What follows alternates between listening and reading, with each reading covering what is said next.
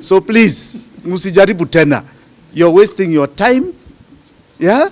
If you want me, it's a simple summons and I'll appear where you want me. Stop looking for me in this house. You'll never find me. Never.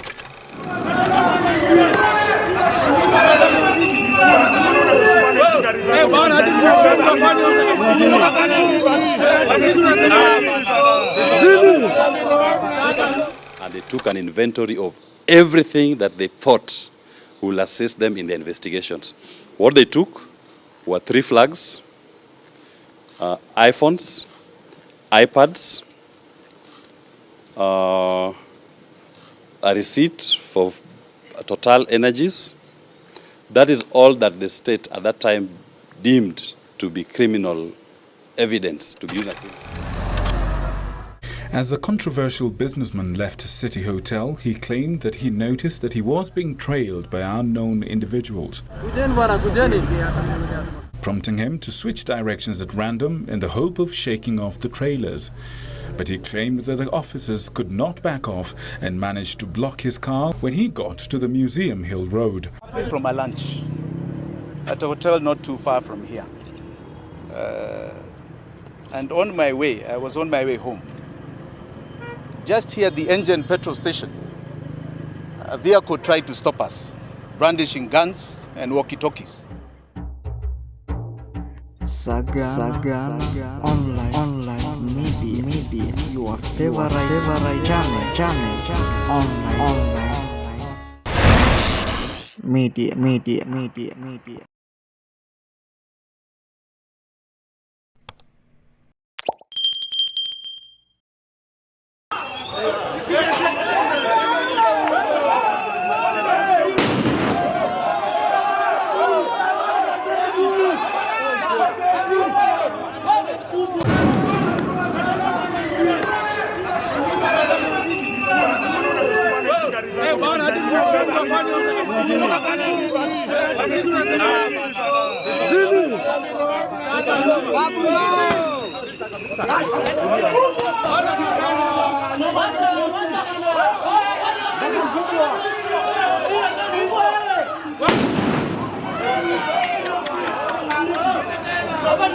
Jimmy Richard Wanjigi was born on November 17, 1962 in Nyeri County.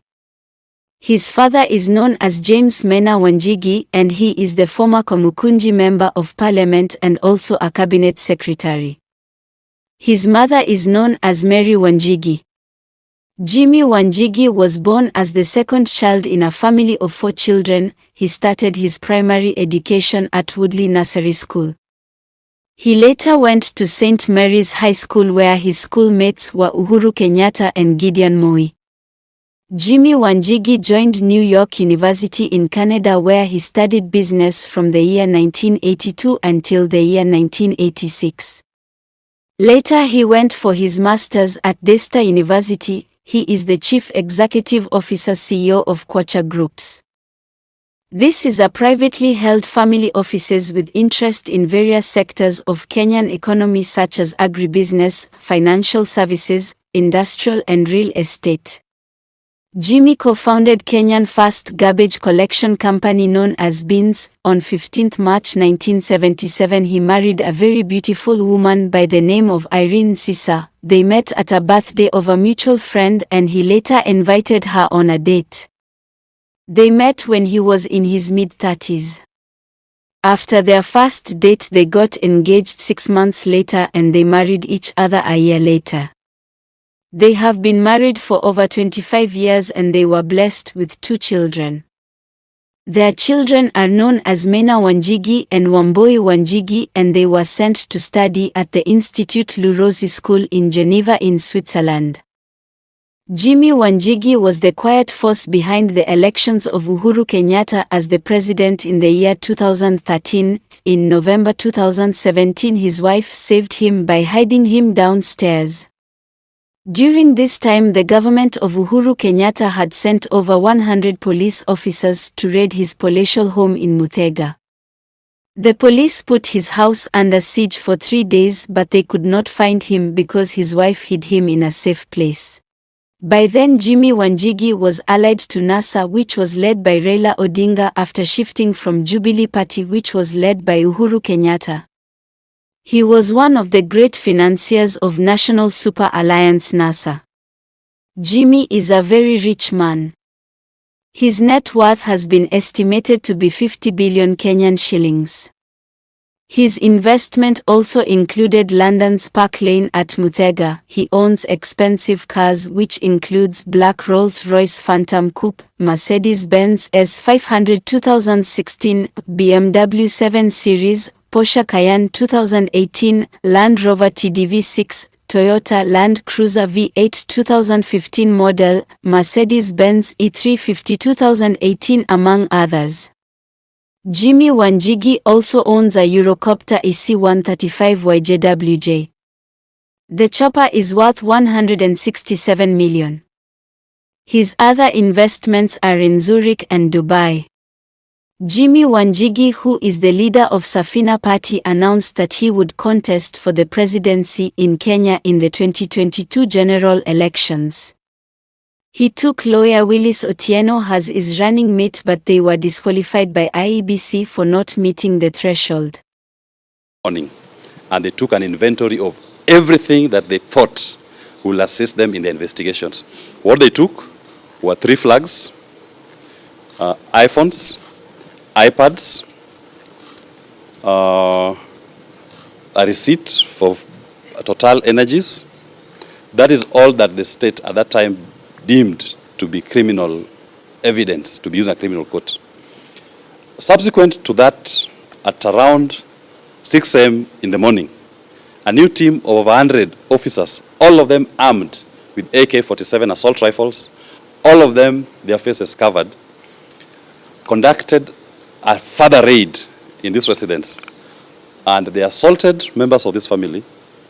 They equally stole, in fact I call it, that was a robbery in this home in the morning. They stole from everybody who was in the home. I'm the lawyer, my car was here. They stole my wallet with all its contents, including my business cards, my credit cards, my debit cards, my money that was in that wallet.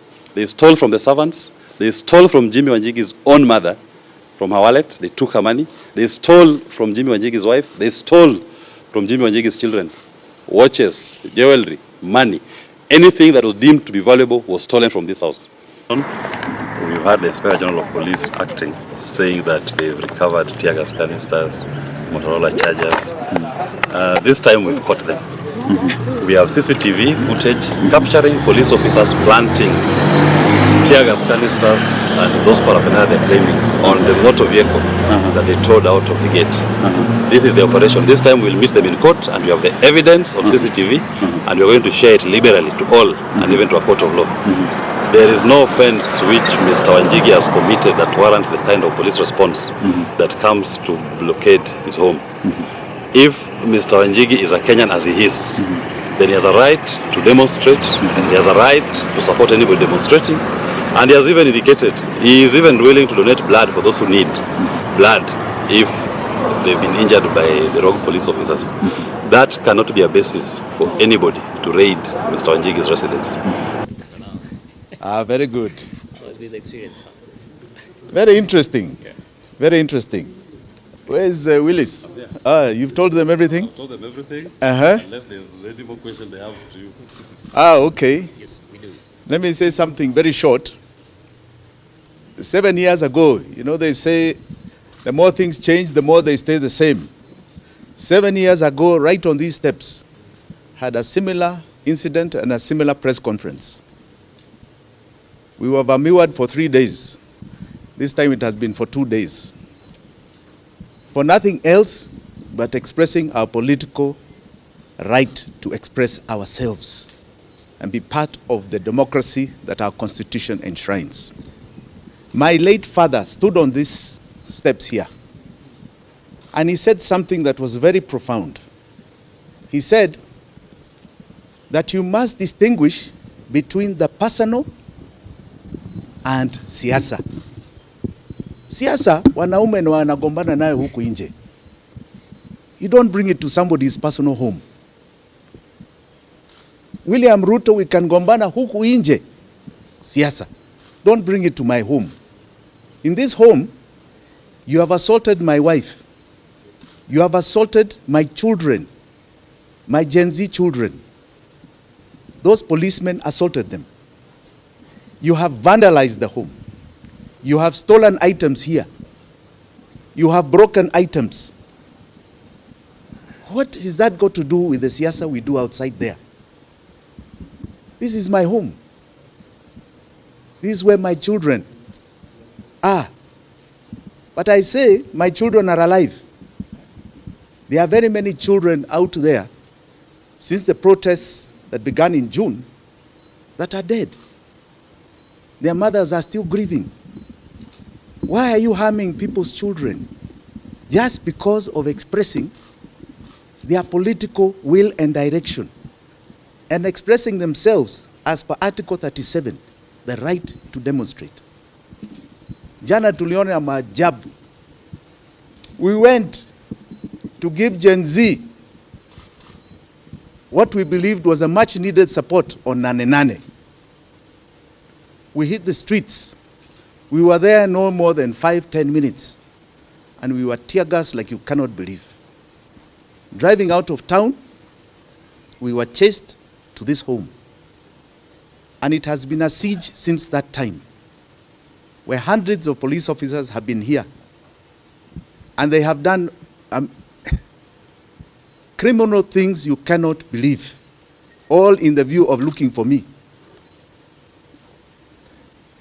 7 years ago, they looked for me in this house, they couldn't find me. Even now, you look for me in this house, you will not find me. So please, musijaribu tena. You're wasting your time. Yeah?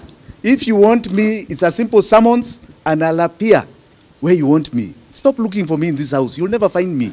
Never. Please. Sisi wajinga. We are not born yesterday. All right? Now, I want to be very clear here. I am firm in my commitment for democracy of this nation. I have been very vocal about the economy of this nation. And it is the economy of this nation that has led to Mandamano.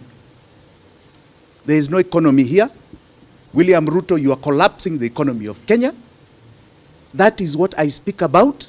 Please, don't try and make me a criminal. You come and plant things in a car that is found at my gate. Please. Ease of it, fortunately, you know, technology. We have got a woman planting those things in that car on CCTV. You come and vandalize the CCTV here. You know, iko kitu inaitwa iCloud. It doesn't make any difference. Right? Please get with it. You seem like you are far behind technology hata nyinyi, you intelligence officers. All right? Please. You then come after taking an inventory in the night. You come again in the morning, muna plant vitu, alafu you say take another inventory. You are here, you search the whole place, you found nothing. Then you now come to say 2 hours later, mumepata vitu zingine. Planting things, same script as 7 years ago, where you try to plant some things in my residence in Malindi to say I have guns. Come on, please.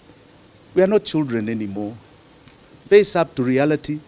Kama umeshindwa na kazi, you can kindly exit that job. That's what some of us are asking. You have failed, William Ruto. Ruto must go is not only a song, it is now a belief. Kindly, kindly. Umeshindwa na kazi. And don't fool anybody. Don't try and fool anybody. It is reality. That no matter what you do from now, it is just going to be more and more economic pain to Kenyans. And it is very unfortunate that you want to pretend and lie that you can solve our problem. You cannot. Na saa ingine, you know, be man. Sometimes it's good to be a man enough, as they say. Kama umeshindwa na kazi useme, hii hafadhali tupatia mtu mwingine aendelee nayo. Sisi tumeshindwa. That is the only reason why you're seeing us being victimized. Why they are trying to brand us as criminals. We are not criminals. We are voicing everything here openly. We are being very clear. We don't know what you are fearing with our voices. We are going to keep speaking, right? And we are going to continue. And I can tell you, the time for honoring yourself is soon coming to an end. Asanteni sana. I also would like to thank those who have stood with my family when I have been in hiding in these premises. Let me say I was watching events, and I want to thank those who have stood with my family. Raila Amolo Odinga, Martha Karua was here for hours. Kalonzo Musyoka made some calls to my lawyers. Eugene Wamalwa was here. A lot of relatives and friends. More importantly, my good friend Willis Otieno, my lawyer, my deputy, lawyers like Osiemo, friends like Kibuchi, lawyers like Njage.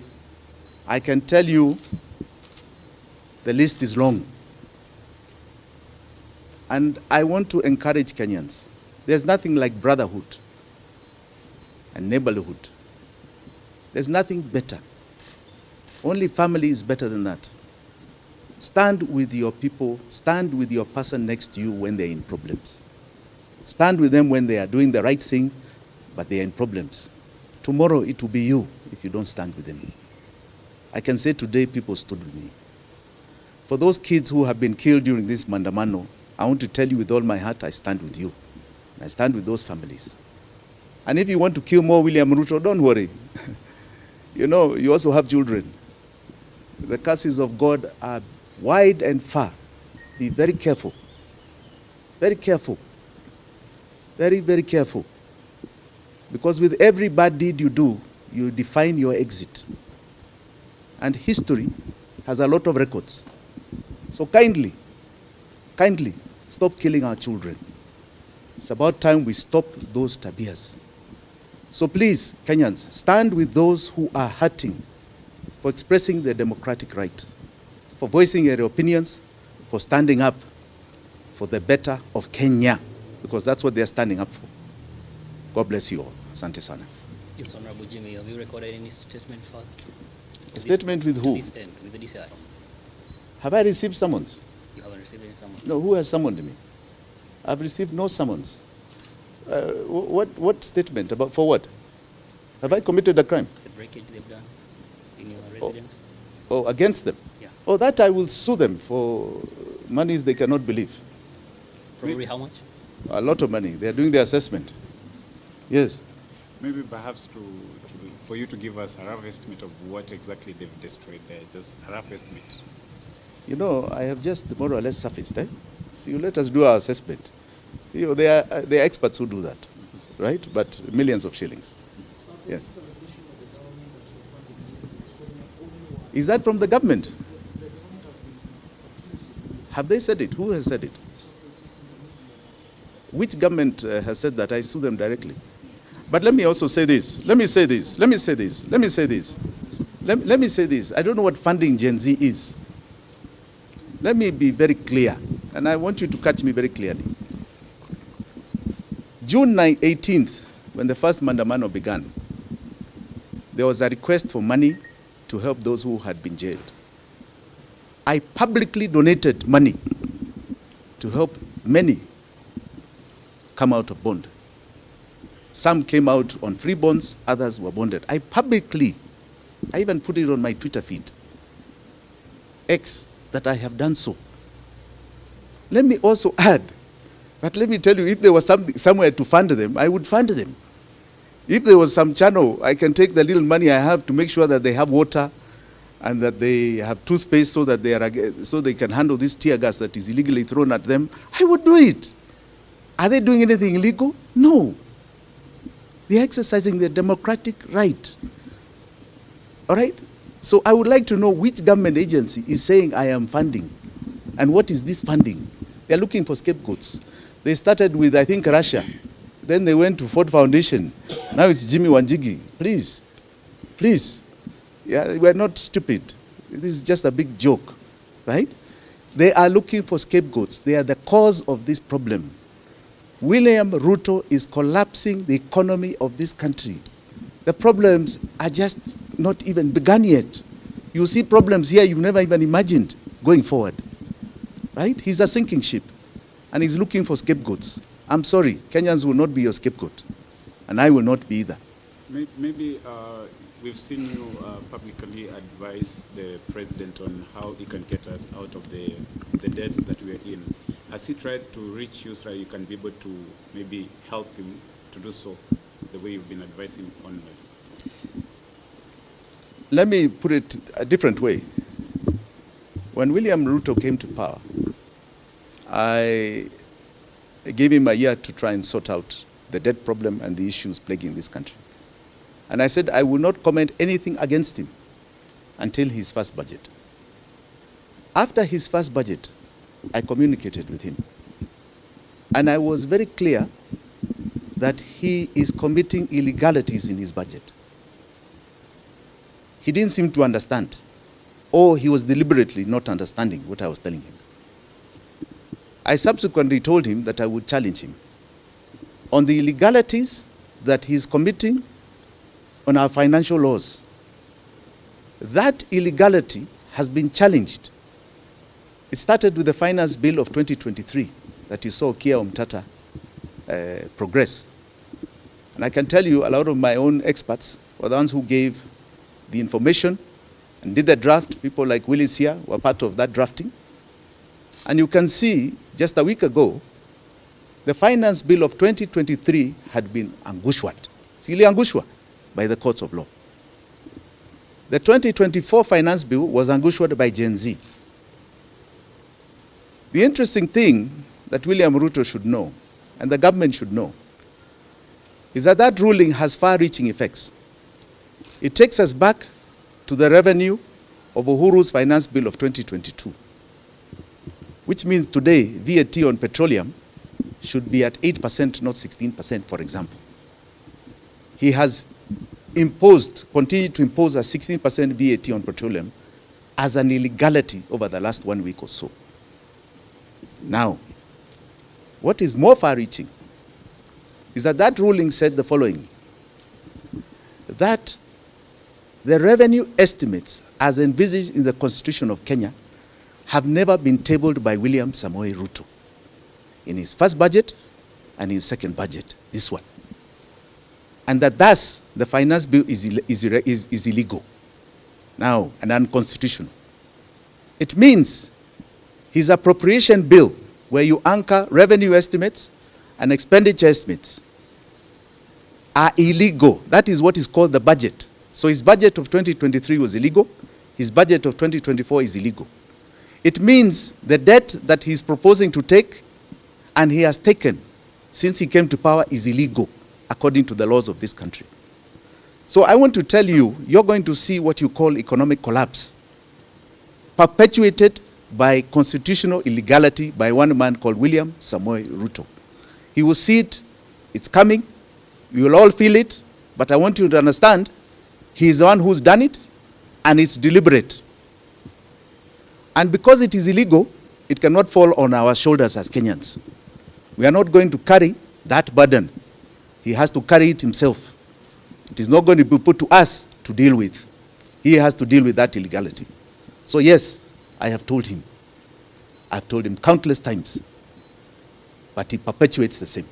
Your friend Rairo expertise to help him bring up the country back to its norm. What do you think? Are they going to perform? Or I have great respect, for example, of John Bandi, who is in the Treasury. He's been a renowned debater in Parliament.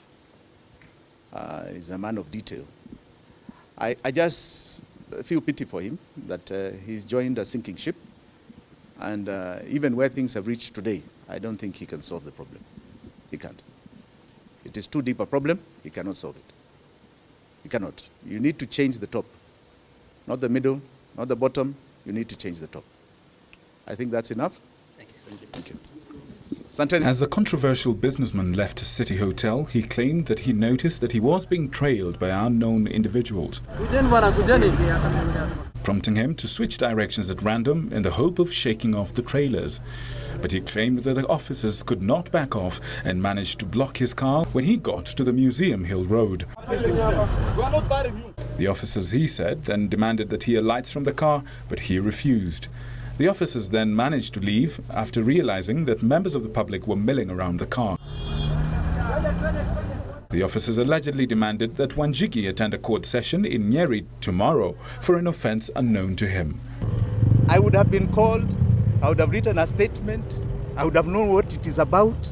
I'm being asked to take a plea on an investigation I know nothing about. Absolutely nothing about. I have no idea what this is. No, go ahead, go ahead. Go ahead. Thank you all first and foremost for coming. Today I'm going to be very, very brief. I'll give you a little summation of what happened, and then I will say one thing. I was coming from a lunch at a hotel not too far from here. And on my way, I was on my way home. Just here at the Engine petrol station, a vehicle tried to stop us, brandishing guns and walkie-talkies. And they hooted, and they rang a siren saying, "Stop, stop, stop." I said, "What is this?" Before we knew it, there were one or two others. So we decided, if they are going to try and find a way to me, let them get me in my home. So we drove towards the home. And then decided, actually, by the way, I think it is better we come to a public place, because this didn't seem very genuine. I'm somebody who has an anticipatory bail in 2 courts. In 2 courts. So why do you have to come for me in this manner? 2 courts. So we drove up to here, and they managed to block the traffic, and they came brandishing guns, banging the doors of the car and the windows, insisting that we open. I think after they saw a small crowd, they decided maybe they should show us a piece of paper. This is the paper that Willis is showing you here. A paper saying, summons issued yesterday, I'm to appear in court on the 1st of March, which is tomorrow morning at 8 a.m., on some criminal charge 251-2018. Normally, as Willis is saying, I would have been called, I would have written a statement, I would have known what it is about.